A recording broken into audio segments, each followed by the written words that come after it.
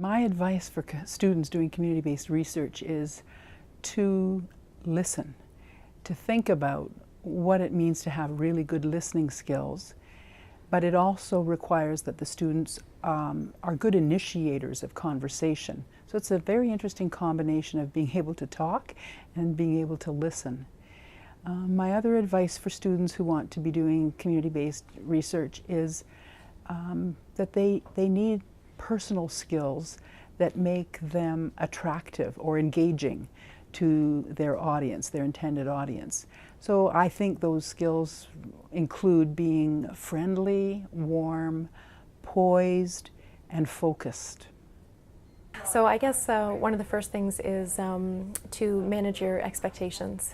And I guess one of the most important things as students is that you kind of go into it thinking that you're going to change the world, or that your idea is going to be the best idea that the communities are automatically going to be really drawn to and really excited and passionate about, and that's not always the case.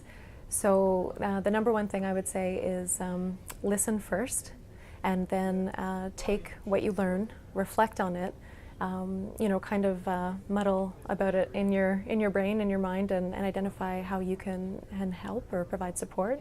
And then go back to the community with your ideas and work with them towards a solution. The advice I'd give a student doing a community-based project is plan it out from the beginning and try and stick with your timelines. Community organizations often need some lead time to review a draft report. They can't turn it around in the last minute. So it takes some time to plan it in advance. And one of the things to make sure you plan in is some kind of debriefing with the community organization before your final report is due, so that you can get their feedback and then incorporate it into the final product that you give your prof and that you give the organization.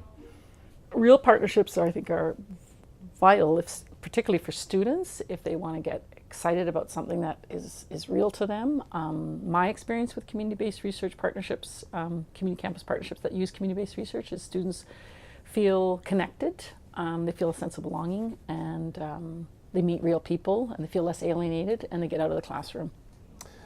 As a community organization, knowledge and evidence, it's like a three-legged stool.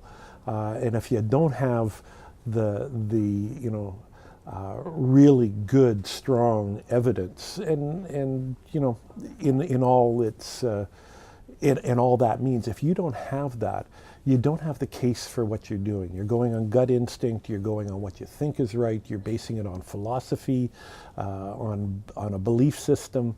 And quite frankly, we're often wrong. We often believe things that are valid, and research evidence proves us right or wrong, and it allows us to adapt. So to me, it's a vital part of the evolution of the services that we offer, or the involvement that we have with the community, or the purposes that we're meant to achieve, our raison d'etre.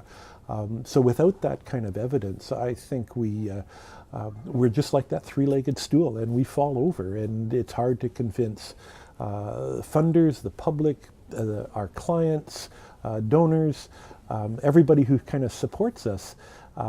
If you can't give them hard evidence as well as impassioned evidence, you fail. You fall over. It just doesn't work, or certainly it doesn't work as well.